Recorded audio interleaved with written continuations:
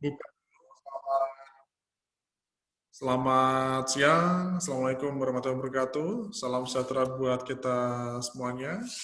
Semoga teman-teman dalam kondisi yang sehat ya. Saya pribadi sebelumnya mengucapkan minal aidin wal faizin, mohon maaf lahir batin. Ya, selamat Hari Idul Fitri bagi yang merayakan. Tetap semangat kembali ya. Ini habis Lebaran, habis liburan harus kembali bersemangat ya untuk meraih tujuan dari teman-teman. Oke, jadi seperti kelompok 1 dan kelompok 2 kemarin di perilaku konsumen ini, di sini teman-teman akan coba untuk berlatih melakukan riset ya, riset pemasaran. Jadi ini kita sama-sama membuka wawasan ya, membuka gambaran bahwa adik-adik di sini nanti kalaupun nanti misalnya sudah lulus dan pengen bekerja, ini sebenarnya Anda bisa kemana-mana nanti arahnya. Bisa ke perusahaan, bisa ke rumah sakit jiwa, bisa ke puskesmas, tapi juga ada satu bidang yang mungkin belum banyak dipilih sama teman-teman lulusan psikologi. Nah, teman-teman dari psikologi ini juga bisa bekerja sebagai pemasaran atau sebagai marketing. Kalaupun misalnya nanti Anda mau wira swasta, mau membuka usaha sendiri, it's okay. Karena juga ada beberapa mata kuliah yang bisa menunjang Anda untuk bisa membuka usaha atau di bagian pemasaran, termasuk di perilaku konsumen ini. Nah, kita akan coba, ya kemarin ada kelompok 1 dan kelompok 2 yang sudah menyampaikan tugasnya. Nah, kita lihat ya, kelompok 3, ini kelompok 3 kan produknya wedang jahe ya, wedang jahe instan sepertinya. Nah, kita tahu bahwa masing-masing produk dari kelompok 1 sampai kelompok sekian, itu tentu punya segmentasi masing-masing, punya target masing-masing. Ini yang perlu nanti dipahami sama adik-adik, ya, bahwa setiap produk, setiap barang, itu konsumennya tentu berbeda-beda. Dan pada akhirnya, itu nanti akan mempengaruhi bagaimana untuk mempromosikan produk ini. Oke, kita mulai. Silakan. Siapa yang mau memulai terlebih dahulu untuk presentasinya? Silakan waktu dan tempat kami persilahkan. Monggo, silakan.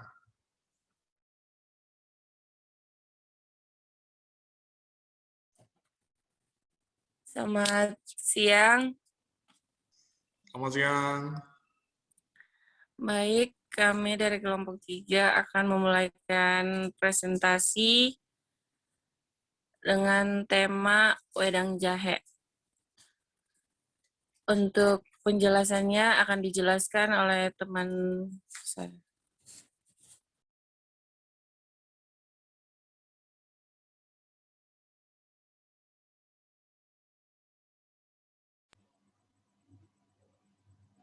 Pengertian wedang jahe. Wedang jahe adalah hidangan minuman sari jahe tradisional dari daerah Jawa Tengah, DI Yogyakarta, dan Jawa Timur, Indonesia, yang umumnya disajikan hangat atau panas. Wedang jahe juga kadang disebut sebagai teh jahe, meskipun sama sekali tidak mengandung daun teh. Wedang sendiri adalah istilah dalam bahasa Jawa yang berarti minuman panas. Walaupun tanpa kandungan kafeina, minuman ini seringkali disajikan dan dinikmati seperti teh. Minuman ini dibuat dari irisan jahe segar, gula Jawa, atau gula batu yang dicampur ke dalam air panas. Selain menggunakan jahe segar, masyarakat Indonesia juga menggunakan jahe bubuk sebagai bahan umum di resep tradisional mereka. Terkadang rempah-rempah seperti daun pandan, batang sereh, cengkih, atau kayu manis ditambahkan untuk menambahkan aroma. Susu segar atau susu kental manis juga dapat ditambahkan.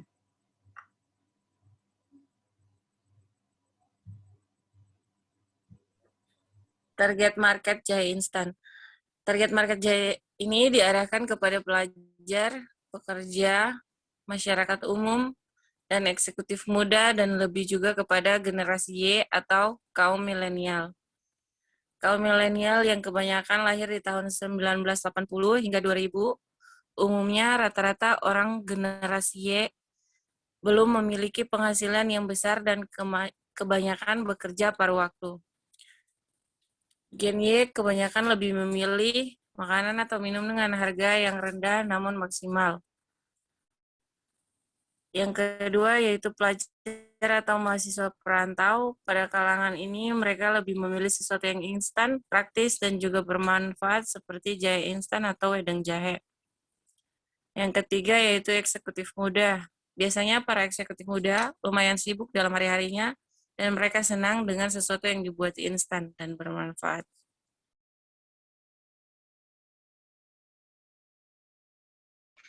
Metode pemasaran. Yang pertama, promosi dengan memberikan tester. Yang pertama, melalui sosial media seperti Instagram, Facebook, Twitter, dan TikTok. Yang kedua, melalui cara promosi dari mulut ke mulut dengan cara bertemu konsumen langsung. Yang kedua, menjalin hubungan yang baik dengan konsumen, mempermudah bagi kita mempromosikan produk yang bisa kita undang ke pelauncingan produk yang kita buat. Yang ketiga, pemilihan lokasi. Pemilihan lokasi yang strategis agar lebih mudah mendapat konsumen dan mempermudah promosi dari mulut ke mulut. Pendistribusian konsumen. Cara pendistribusian konsumen ada dua, yaitu modern dan tradisional. Cara modern, cara ini dengan menjual produk di e-commerce seperti Tokopedia, Shopee, dan Bukalapak agar lebih mempermudah konsumen yang jauh dari toko yang ingin membeli produk yang kita jual. Cara tradisional ini dengan cara menjual di tempat dan langsung bertemu dengan konsumen sehingga lebih mempermudah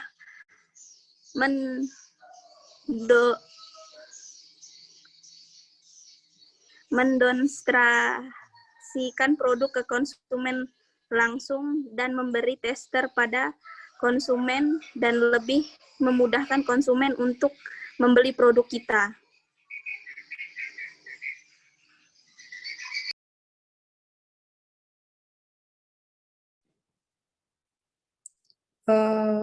Faktor konsumen membeli produk.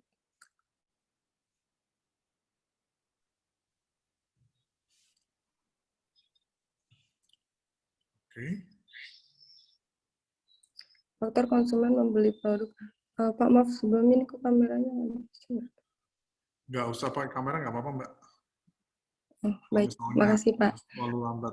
Faktor konsumen membeli produk. Yang pertama, akses yang mudah dipastikan untuk umum mudah diakses, terutama apabila kamu menjalankan bisnis online. Yang kedua, tampilan toko, produk dalam konsumen dapat terasa mudah. Yang ketiga, informasi, ketersediaan, dan kualitas produk bukan hanya dari tampilan saja, tetapi keseluruhan produk juga mempengaruhi keputusan pembeli, mulai dari informasi, ketersediaan, hingga kualitas. Yang keempat, harga yang terjangkau. Yang kelima, promosi yang menarik. Yang keenam, komunikasi yang mudah dimengerti. Yang ketujuh, review dari pembeli, pelayanan yang berkualitas. Kualitas pelayanan yang lambat atau tidak ramah dapat membuat konsumen menjadi enggan untuk membeli.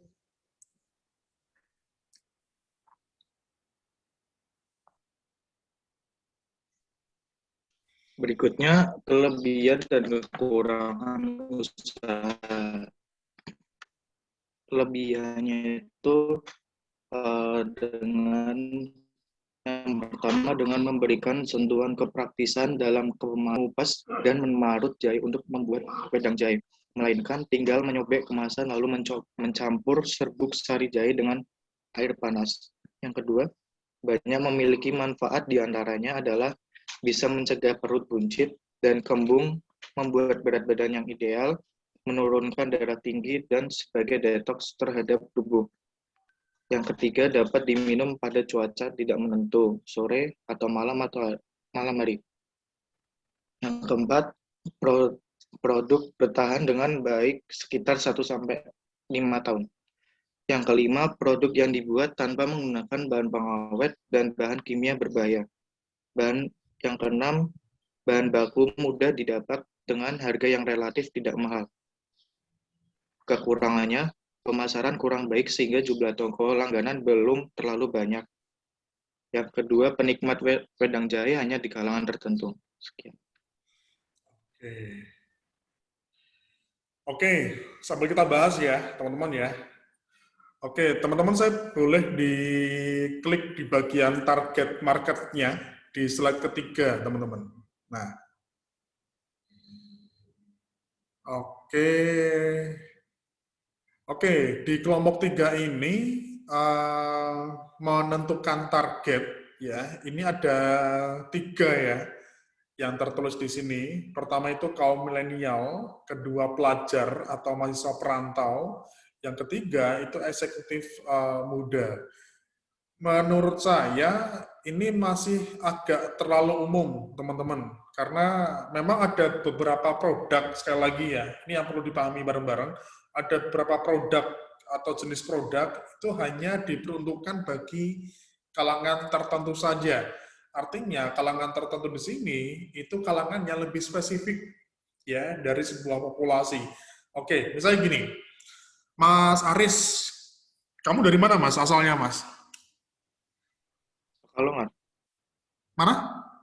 Pekalongan. Oh Pekalongan, orang Jawa ya. Oke, Mas Aris, jenengan sering minum jahe nggak Mas? Jarang. Jarang. Ya. Berapa bulan sekali atau mungkin terakhir minum jahe instan kapan Mas? Udah lama sih, Pak. Udah lama. Memang 2 sehari-hari bulan. nggak pernah minum jahe. Jarang. Lebih Bapak banyak Ibu, air putih sih. Bapak Ibu minum Kalau jahe nggak Mas? Bapak Ibu juga jarang banget. Jarang banget. Ya. Oke. Kalau Mbak Alfiana asli mana ya? Saya asli Kendal, Pak. Asli Kendal. Oh, tetangganya Mas Aris berarti. Iya, dekat. Mbak Alfiana sering minum jahe nggak, Mbak? Gimana, Pak? Sering minum jahe nggak, jenengan? Kebetulan saya nggak suka jahe, Pak, kalau untuk diminum. Mungkin kalau Nggak untuk suka jahe. masakan masih bisa. Oke. Saya pengen ke Melani ya.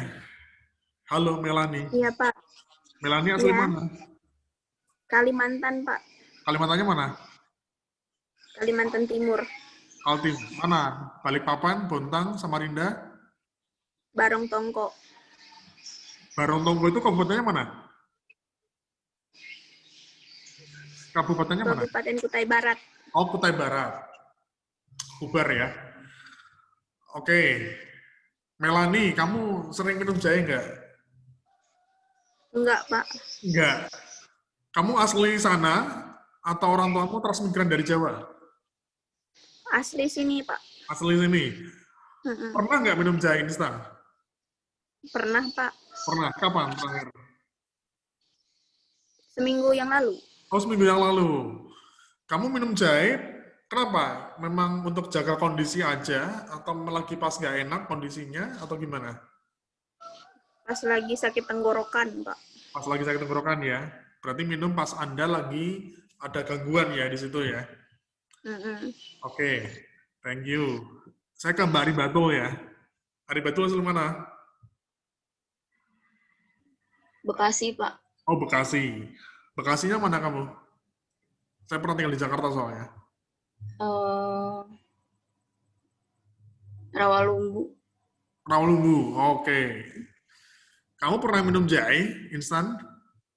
Pernah, Pak. Pernah minum jahe? Pernah. Kapan? Kayaknya sebulan yang lalu, Pak. Sebulan yang lalu. Masih ingat nggak? Kamu minum jahe kenapa? Karena lagi pengen aja. Lagi pengen aja. Iya. Tapi intensitasnya sering nggak? Misalnya sebulan sekali, atau mungkin 2 bulan sekali, atau misalnya Jarang sih, Pak. jarang. Ya.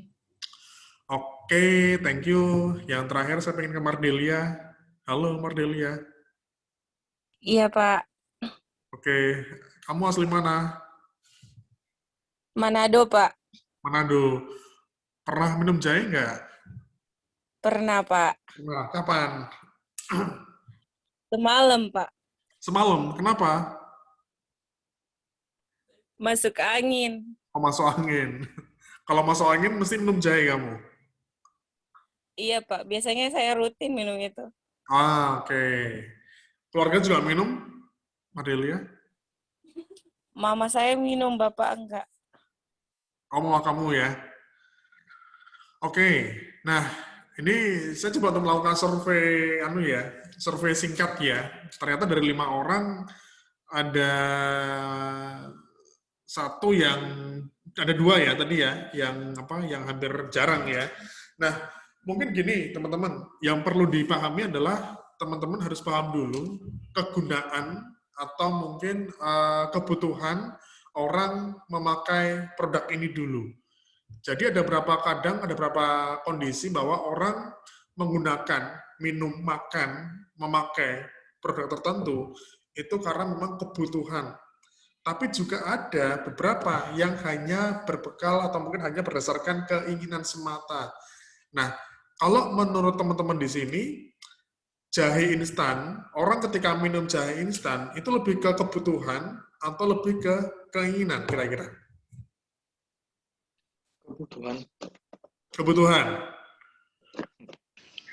Kebutuhan kalau saya. Kebutuhan ya, karena banyak orang mengkonsumsi jahe karena memang pertama untuk jaga kondisi, yang kedua karena untuk kondisi kesehatan ya. Dan ini juga perlu digarisbawahi karena nanti di sini akan mempengaruhi bagaimana teman-teman untuk mempromosikan usahanya teman-teman ya. Oke, misalnya katakanlah untuk Gen Y atau kaum milenial. Nah, kira-kira apakah memang targetnya? Jadi gini teman-teman, apakah mau menargetkan kaum milenialnya, tapi nanti dengan memodifikasi produk, atau dari awal teman-teman mau menentukan produknya itu sendiri dulu misalnya. Kalau misalnya teman-teman gini,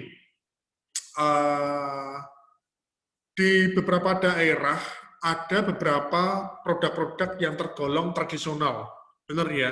Tapi kemudian disasar untuk kaum milenial. Nah, pada akhirnya ada beberapa produk tersebut itu harus memodifikasi produknya agar dapat diterima si kaum milenial. Misalnya apa? Paling gampang mungkin seblak ya.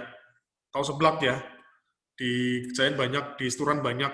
Seblak itu kan khas Jawa Barat. Makanan khas Jawa Barat yang tergolong malah makanan kampung loh, teman-teman, seblak itu. Yang kerupuk mentah itu ya, yang kemudian dimasak pakai telur, pakai sayur, dan sebagainya. Kemudian akhirnya dikemas sedemikian rupa agar dapat diterima oleh para kaum milenial dengan kemasannya atau mungkin dengan modifikasi isinya. Kalau misalnya teman-teman tahu, seblak tuh kan aslinya cuma kerupuk aja. Kerupuk mentah yang dimasak pakai bawang putih, pakai garam. Tapi di Jogja, di beberapa kota besar yang lainnya, seblak akhirnya dimasak dengan beberapa topping kan. Ada keju, ada sosis, ada rolade, ada jamur misalnya, pakai cabai yang pedas misalnya. Nah, itu dibuat seperti itu agar si seblak ini dapat diterima dengan mudah ya di kalangan milenial. Nah, kalau misalnya teman-teman mau menyasarnya ke kaum milenial, berarti mungkin dari jahe instan ini perlu ada suatu modifikasi. Tadi saya sekilas ya, tanya ke Mas Aris misalnya, tanya ke Ari Batul misalnya, kan jarang minum jahe, jarang banget minum jahe. Tapi bagaimana jahe ini bisa diterima dengan baik pada kaum milenial? Mungkin dengan pengemasannya, atau mungkin dengan produk yang lebih mudah misalnya, atau seperti apa. Nah, ini sebenarnya kalau misalnya teman-teman ini sebenarnya sudah ada arahnya ya, seperti eksekutif muda. Ini kan banyak kesibukan, kemudian dibuat suatu hal yang instan misalnya. Atau misalnya jahe dari awal lah. Jahe kan awalnya cuma jahe geprek aja kan. Jahe yang buah itu kemudian digeprek pakai gula dan sebagainya, kemudian kayak pakai air panas. Tapi agar gampang diterima oleh masyarakat, kemudian dibikin jahe instan. Sehingga orang nggak ribet. Ya. Atau misalnya katakanlah ini ada satu contoh produk ya, yang produknya ini produk untuk orang-orang dewasa mungkin, tapi kemudian dibuat sedemikian rupa, kemudian orang muda, anak muda, milenial jadi suka. Teman-teman tahu kopi Gilus nggak?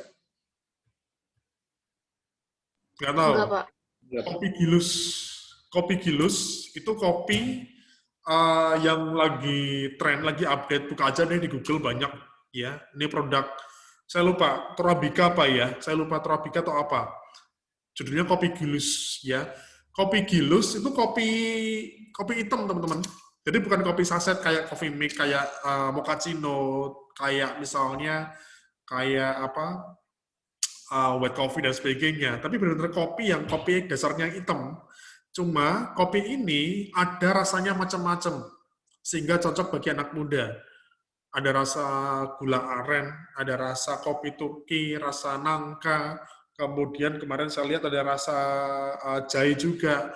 Kemudian kemasannya memang kemasannya menarik teman-teman, hijau menyala, kuning, jadi memang cocok untuk anak muda. Saya belum menemukan sih di toko di Jogja deh misalnya produk jahe instan, tapi dibuat sedemikian rupa sehingga anak muda jadi suka. Kemarin ada yang bikin, teman-teman tahu serai ya? Tahu serai nggak? Batang serai? Tahu, Pak. Tahu ya, yang masak itu ya. Saya pernah lihat di Instagram, tahu wedang serai dong. Wedang serai itu mirip wedang jahe. Jadi serai yang direbus ya kemudian diminum. Nah, kalau kemarin saya lihat di Instagram itu ada orang jual minuman serai tapi dikemas botolnya bagus teman-teman. Jadi botol semacam botol Mika itu kemudian ada dikasih stikernya, kemudian dikasih semacam semacam aksesoris tali atau apa dan sebagainya. Nah, itu mungkin menyasarnya buat anak muda. Karena selama ini kalau wedang serai itu kan identik sama orang tua, orang dewasa. Tapi ketika dia mau menyasar ke anak muda, akhirnya dibuat wedang serai dengan kemasan yang lebih trendy. Nah, ini nanti mungkin perlu dicoba ya, perlu dirubah sama teman-teman. Kalaupun misalnya menyasarnya mau untuk kaum milenial, untuk mahasiswa perantau, ya mungkin kalau perlu teman-teman melakukan survei kecil-kecilan ya. Survei kecil-kecilan ke teman Anda, kira-kira pada suka jahe instan nggak sih? Kalau misalnya belum banyak yang suka jahe instan, mungkin perlu ada modifikasi supaya jahe instan ini diterima dengan baik. Oke, misalnya gini. Mbak Melani, kamu pernah makan gudeg nggak? Halo, Melani? Ke Ariba aja deh. Ariba tuh pernah makan gudeg nggak? Iya, Pak. Sorry, Melani, pernah makan gudeg nggak kamu? Pernah, Pak. Kamu sempat ngalami kuliah offline kan di Jogja kan, 1 semester kan berarti Melani? Apa, Pak? Kamu ngalami kuliah offline kan di Jogja berarti kan, selama 1 semester kan, sama kayak Ari Batul kan? Iya, Pak. Pernah makan gudeg di sini? Pernah, Pak. Pernah makan di mana kamu? Di warung yang mana? Nggak tahu nama warungnya, Pak. Dekat kampus 3, dekat Setoran.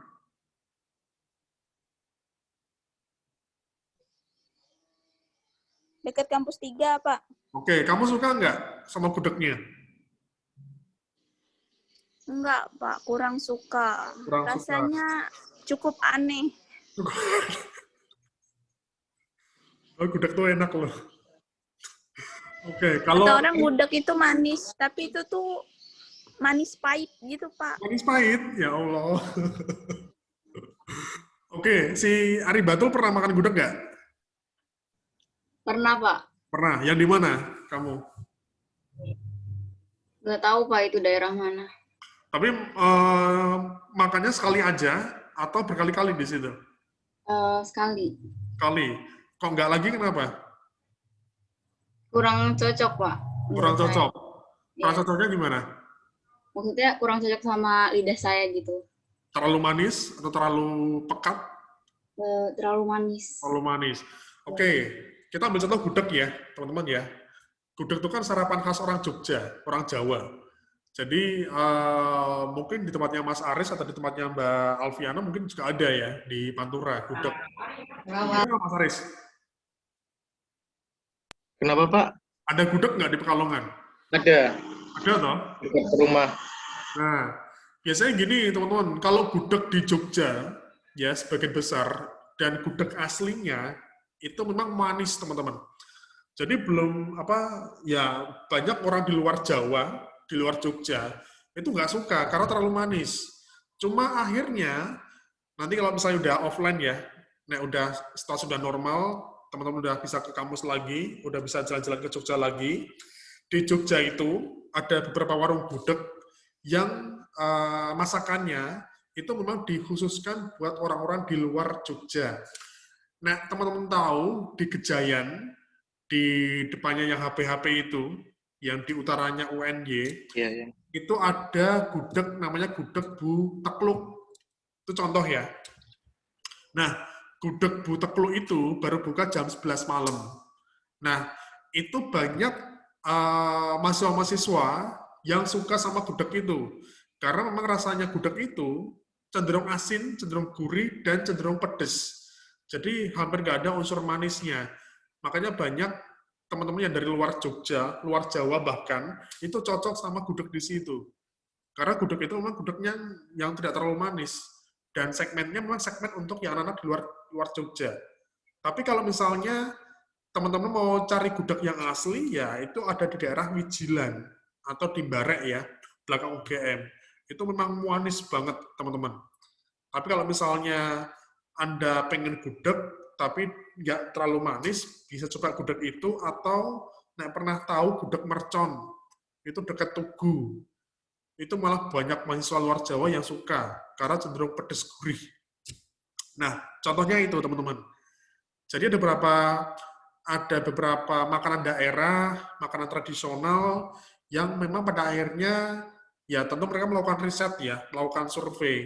Kalau misalnya nggak melakukan survei atau riset, ya mana kita tahu kan responnya kan. Nah, kalau misalnya teman-teman di sini memang fokusnya mau untuk belajar, mahasiswa perantau, atau mungkin kaum milenial, tentu kalau misalnya mau dipromosikan di marketplace, di Instagram, di sosmed, tentu secara tampilan juga harus bagus kan. Nggak cuma, istilahnya nggak cuma plastikan aja kan. Nggak cuma plastikan dan minuman jahe aja kan. Karena kurang menjual. Kalau misalnya mau dipromosikan di Instagram. Kalau misalnya mau dipromosikan di Instagram, ya mungkin tentu juga perlu dikemas dengan kemasan yang memang menarik, yang khas anak muda. Atau kalaupun misalnya mau dimodifikasi, ya nggak apa-apa misalnya. Tadi ada segelas ditambahin susu jahe ya, itu bisa. Artinya tetap promosi jahenya. Tapi bagaimana jahe ini bisa diterima dengan baik di masyarakat. Di Jogja banyak kok sekarang beberapa produk tradisional, produk dari luar Jogja bahkan, yang kemudian dijual, dipromosikan di Jogja, dan akhirnya laris ya. Saya itu yang baru tertarik itu ini, teman-teman tahu roti gembong ya? Gembong gede di dekat kampus juga ada kan, di belakang UII. Saya baru tahu ternyata roti gembong ini makanan khas Kutai, tempatnya si Melani nih. Saya baru tahu ada semacam brosur, semacam poster bahwa benar nggak Melani? Roti gembong ini asli sana. Iya Pak, benar Pak, asli Kalimantan. Oh, di sana udah lama ya? Iya Pak. Kamu sering beli nggak di sana? Sering Pak, Sering untuk beli. ngeteh. Nah, itu kan, makanya di Jogja kan baru terkenal kan setahun terakhir ini kan roti gembong. Saya baru tahu ternyata dia roti asli Kalimantan. Tapi kenapa kok bisa laris banget di Jogja? Saya nggak tahu apakah rasanya, toppingnya, itu disesuaikan dengan anak muda atau enggak. Karena ada beberapa topping-topping, ya, isian, yang khas anak muda kan. Kayak khas, yang isian Oreo. Mungkin ada yang rasa taro saya lupa, ya. Kemudian ada yang rasa Ovomaltine, yang coklat agak crunchy, itu kan khas anak muda sekali. Nah, itu contohnya, teman-teman. Oke, jadi ini ya, nanti kalau di situasi yang sebenarnya, kalau teman-teman kerja di bagian marketing, atau besok kalau kalian jadi pengusaha, ini ada dua hal yang perlu dipahami, teman-teman. Anda mau fokus di konsumennya, atau mau fokus di produknya. Kalau misalnya Anda mau fokus di produknya, Artinya produknya nggak diutak-atik ya, produknya nggak diowah-owah. Berarti Anda harus jeli untuk mencari konsumennya. Tetapi kalau misalnya kalian mau fokus di konsumennya, berarti harus melihat kondisi sekitar di mana Anda mendirikan sebuah usaha. Karena produk dengan sendirinya nanti akan menyesuaikan bagaimana budaya atau perilaku konsumen yang ada di sekitar lokasi usaha. Kita ambil contoh banyak di sini, di kampus 3, di Seturan ya, dari ujung UII sampai Atmajaya, itu kan banyak warung-warung kekinian kan, banyak warung-warung apa ya, warung-warung yang lagi tren, yang jadi apa, yang anak muda sebagai konsumennya. Pada akhirnya banyak yang menyesuaikan diri agar mudah diterima oleh anak muda. Oke, sampai di sini ada yang mau ditanyakan nggak, teman-teman?